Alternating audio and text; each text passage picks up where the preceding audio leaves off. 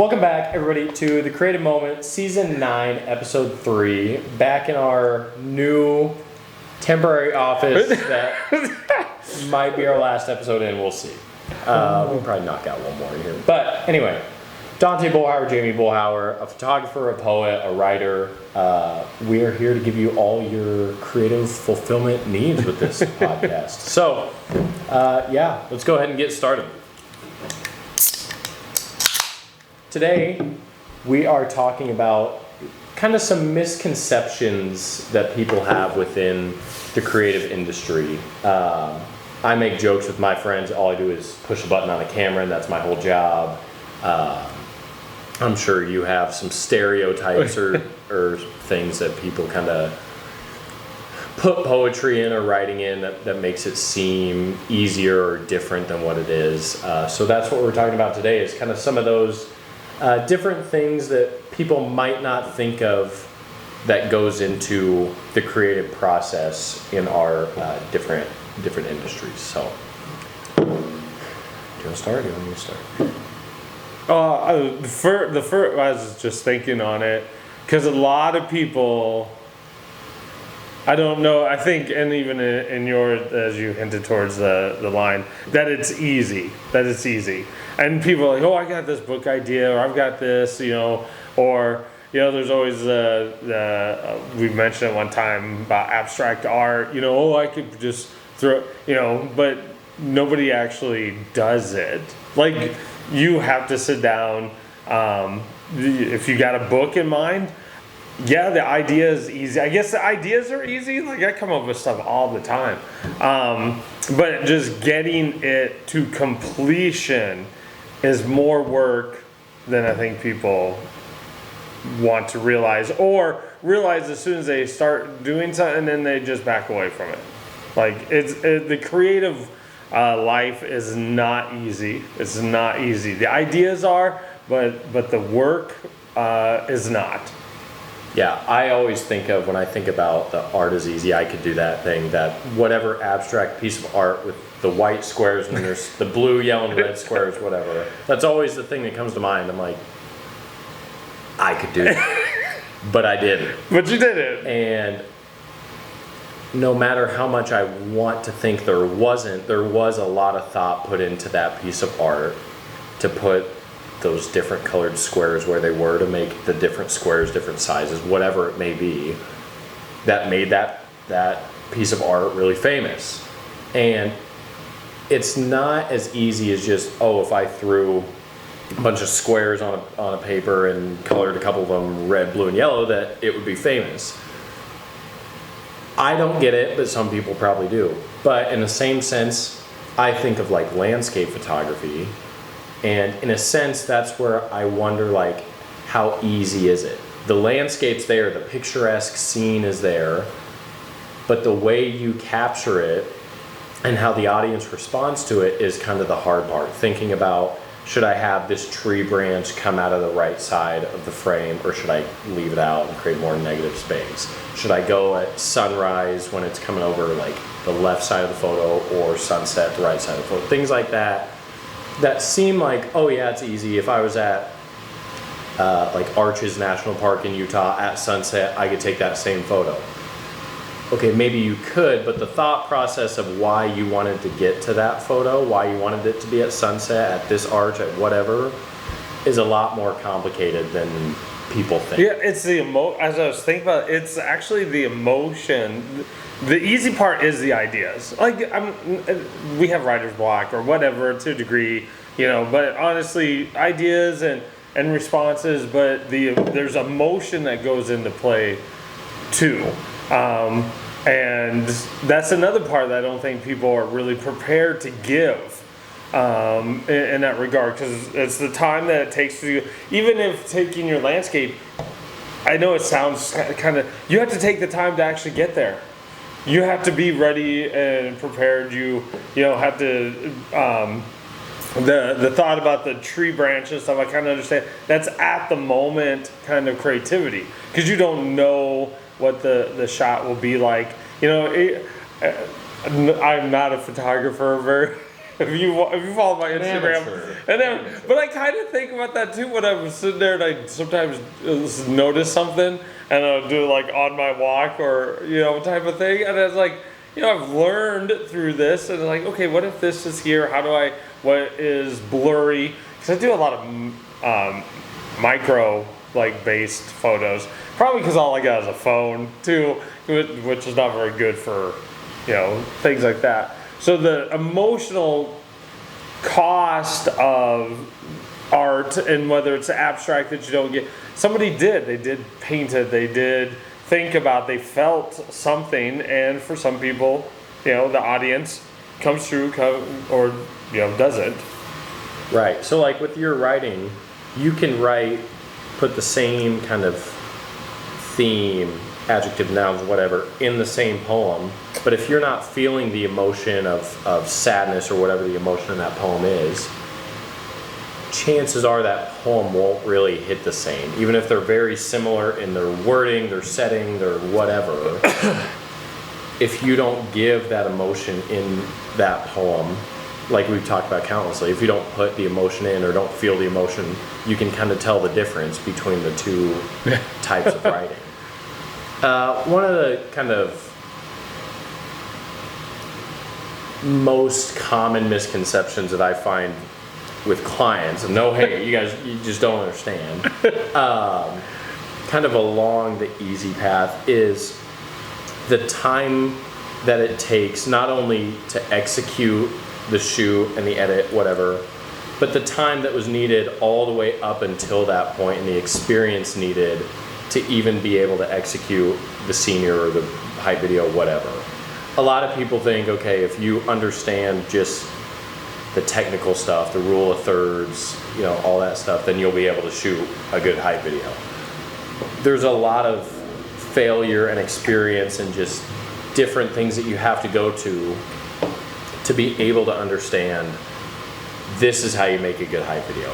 Yeah, I can put this person on this third and it'll create whatever emotion, it'll have the looking space, whatever, but if it's timed wrong or if it's not the right clip, not the right girl, whatever, that hype video will not convey, it'll be technically correct, but it won't convey the hype, the adrenaline, things like that. And so a lot of people think that if you know how to use a camera, if you know the technical laws of the art, you'll be able to execute it, but they don't understand the tip of the iceberg theory, where there's so much experience and failure underneath that you have that makes or allows you to know when to use the different technical rules and things like that. Yeah, no, I can.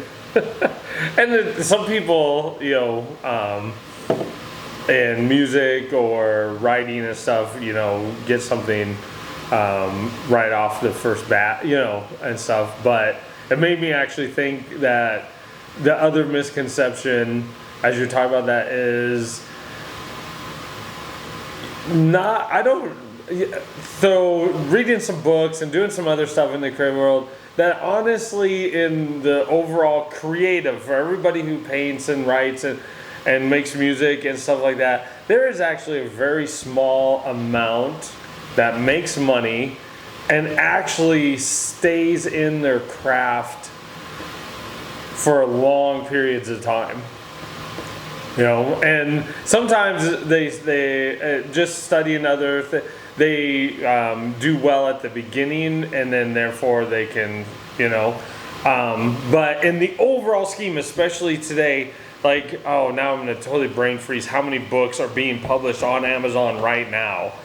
Today, there's 200 and some thousand, I totally messed it up. You can look at Google it, whatever. Anyway, nobody's making money. It's not sustainable in regards unless you hit that top 2% of that. And that's something in the Creative Act that I was talking about that too. And so people who are maybe new at any artistic expression or it's really hard to make it what you do as your income. you know. And I think though people want to, we get sold that message though. We get sold that, and I think that is what success is. Yes, and I think that's a hindrance to a lot of creativity. And I know friends and stuff who've been, but the people write a book or they think they're just going to be a star or make it, and then when that doesn't happen, then they give up. And so that misconception that your creative life can be your income, I think hinders a lot of people's big dreams. And again, there are people though, and again, at different times in their lives, there's all those stories too, which maybe is a small sliver why I continue to still do this. With honestly, not making, I'm way in the red versus ever being in the black for that. Yeah, I mean, we've talked about several times how the giving up part, if you're truly passionate about being creative, you'll just find your way back to it.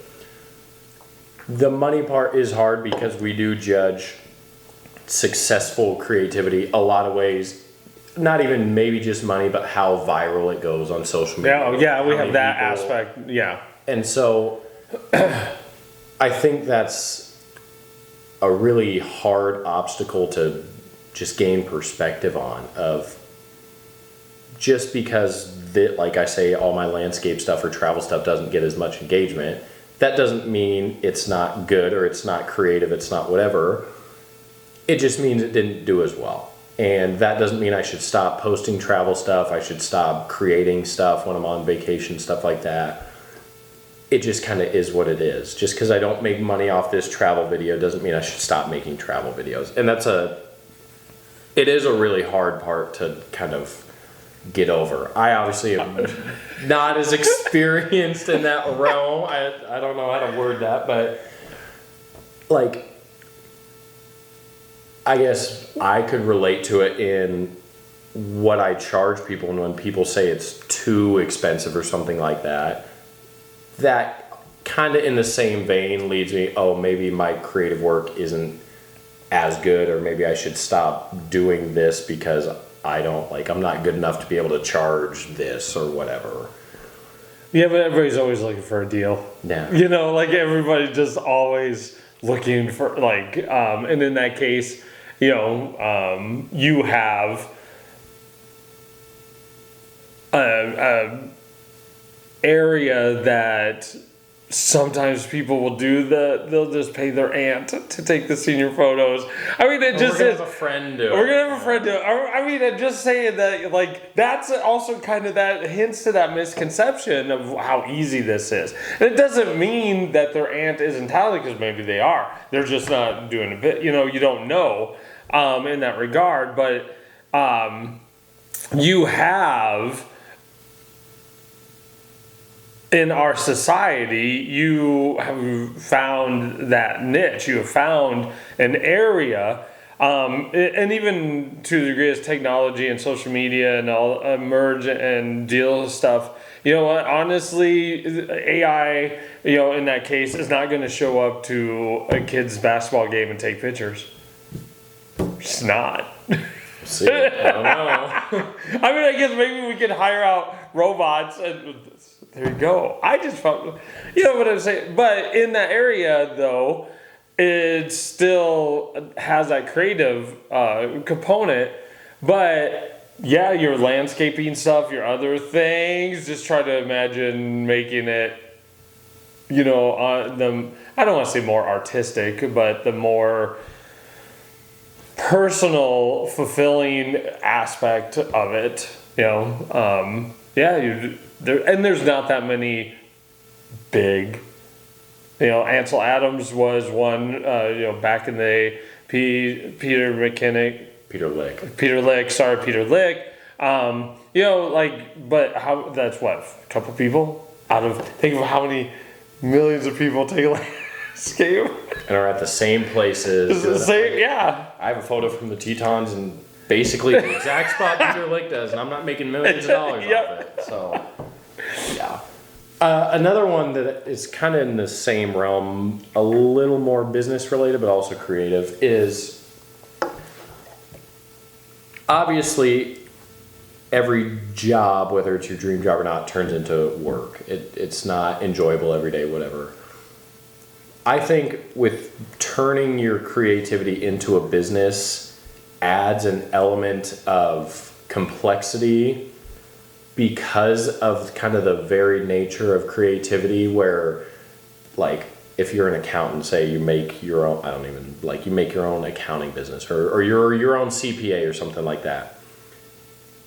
The rules you follow will always be those rules. And some days you won't be as motivated to do them, but they're not going to be like, those rules won't change.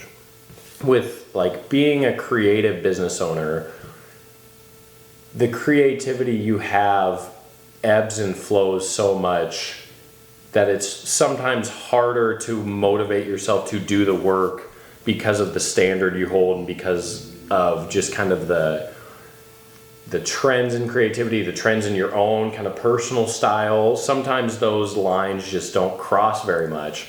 And trying to focus on the business aspect as much as the creative aspect sometimes just butts heads a little bit. And I think a lot of people say, oh, I want to be a photographer, I want to do this.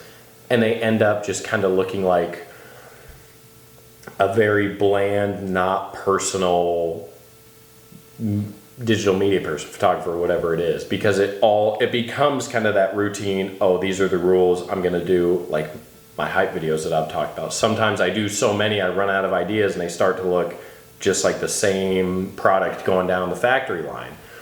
And so it is exponentially harder when there is actual stakes and money on the line and feedback on the line to keep being creative and have those like variances and differences in your work, and also maintain a standard that you know will keep the clients happy, but also not just be, the same thing every time.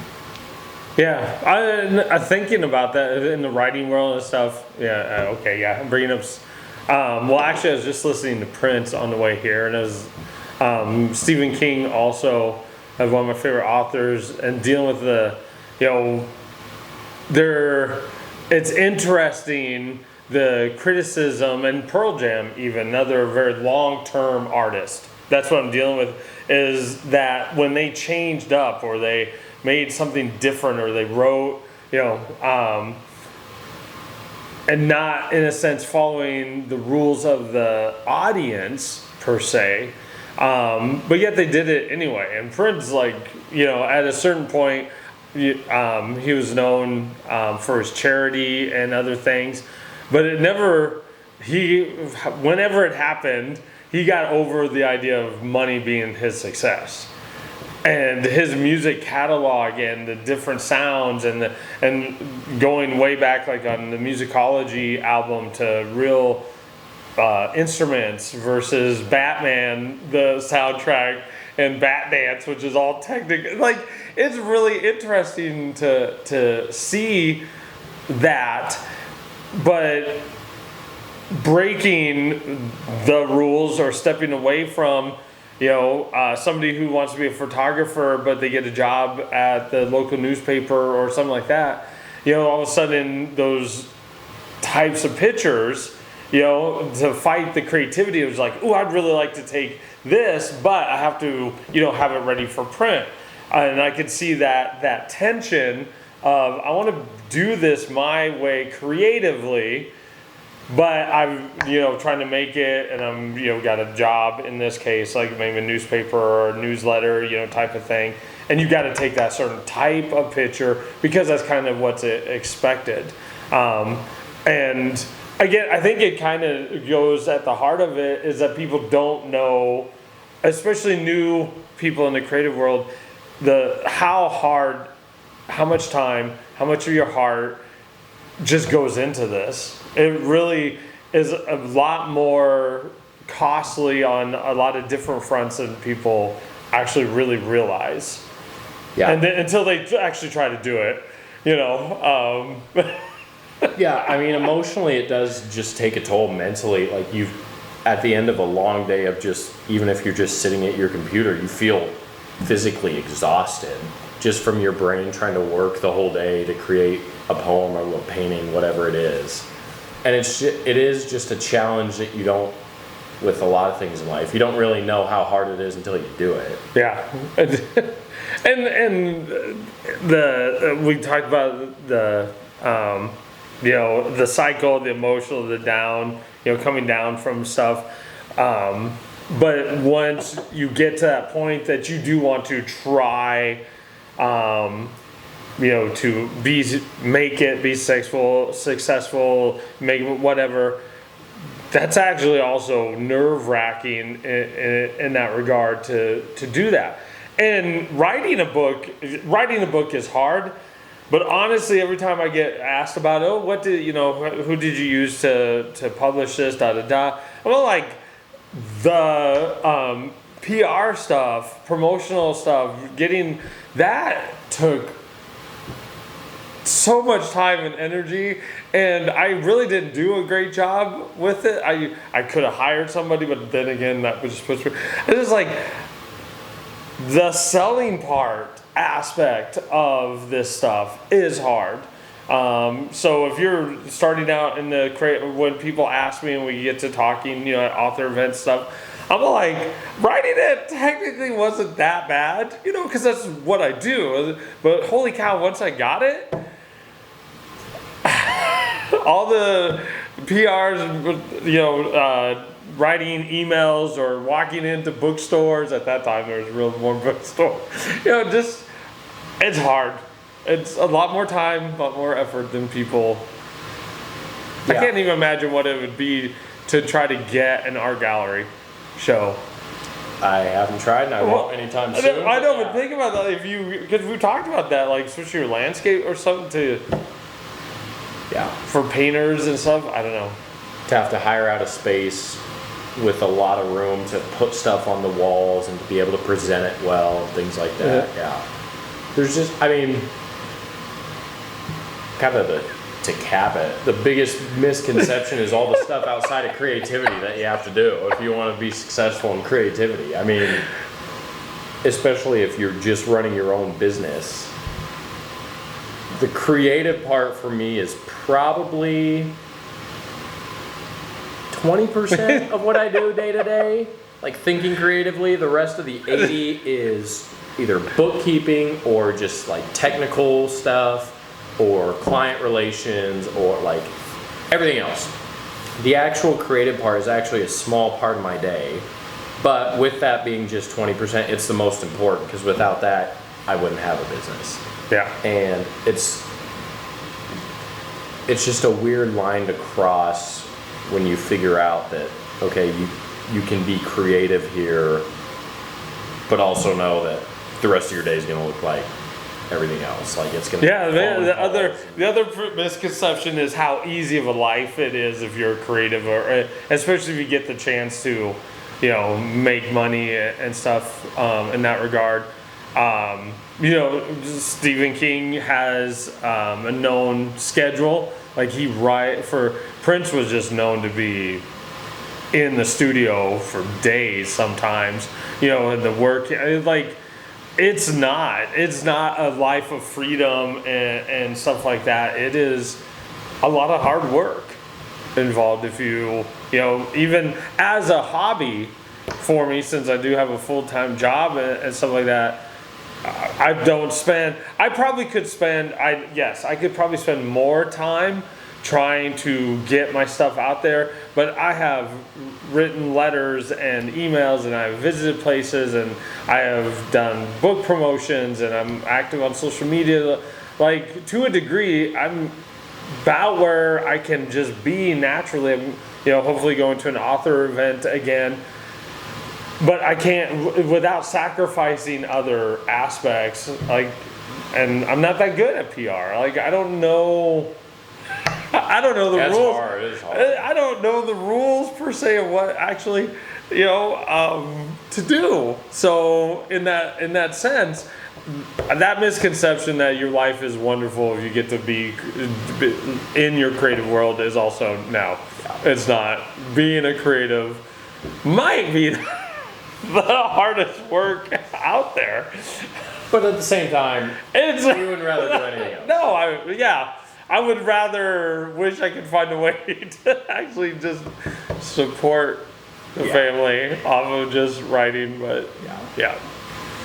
So, yeah, kind of a little rant session, if you will, about just all the misconceptions. Being a creative is really hard, but also really fulfilling, as most things that are difficult to do are. They're typically the most rewarding on the back end. So, if you guys have any like misconceptions that you've experienced or that you know of, drop them in the comments. Again, we're on all the platforms for podcasts, Apple, Spotify, all those things. We're on YouTube for the video part of it. And yeah, this was The Creative Moment, Season 9, Episode 3. And we'll see you guys in a couple weeks.